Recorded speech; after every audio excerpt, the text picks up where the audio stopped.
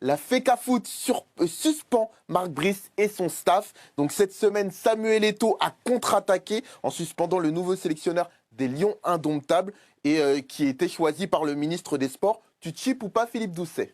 Oh, je redoutais. Non, ben on peut pas chipper. C'est hyper dommageable cette histoire. Elle est dommageable pour tout le monde, pour l'image de tout le monde, du football au Cameroun, de chaque personne.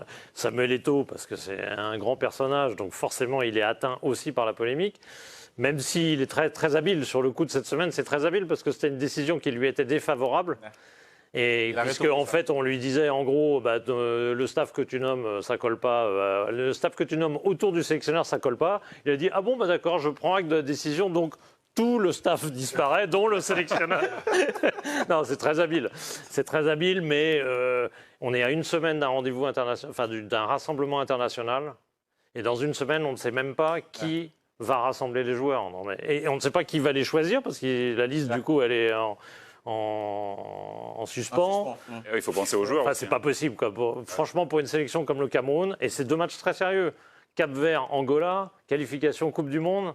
Le Cameroun, qui a une histoire liée à la Coupe du Monde, ce serait hyper dommageable que le Cameroun perde ses chances sur des incidents de ce niveau-là lamentable.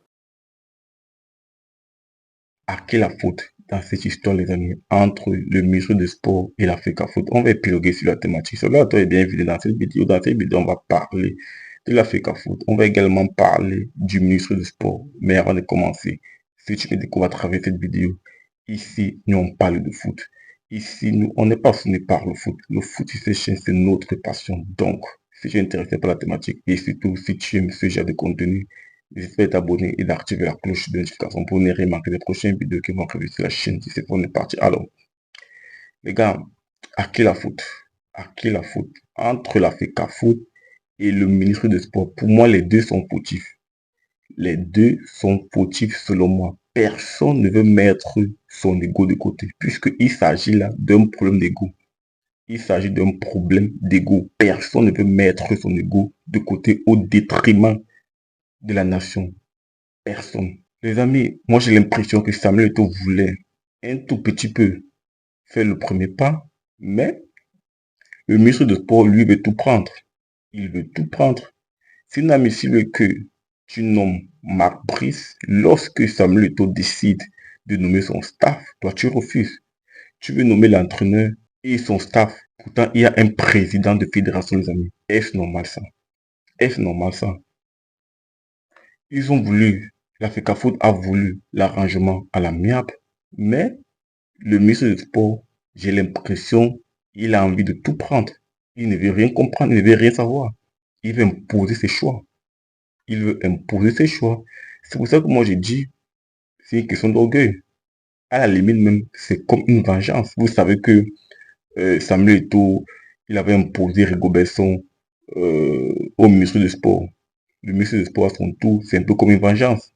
Il ne veut rien comprendre. C'est un problème d'ego. C'est clairement un problème d'ego. Malheureusement, notre football va en prendre un coup, les gars. Vous savez qu'on a des matchs vraiment très très importants face au Cap-Vert et à l'Angola. Qualification Coupe du Monde. Des matchs qui vont nous permettre de se qualifier pour la Coupe du Monde. Et dans ces conditions-là, est-ce qu'on va réussir à produire de bons matchs? Est-ce qu'on va avoir les résultats dans ces conditions actuelles? Est-ce qu'on va avoir les résultats, les amis? Là où il y a les bagarres, là où il y a les clashs, etc. Ce n'est pas bénéfique pour le Cameroun. Et moi, je voudrais que le chef de l'État mette un terme à cette crise, puisque pour moi, c'est la seule personne capable de mettre un terme à cette crise.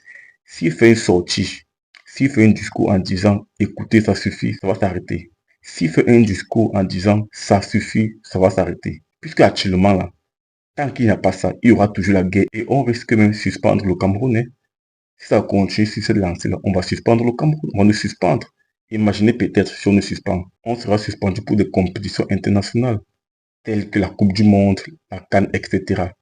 Donc les amis, ce n'est pas notre intérêt.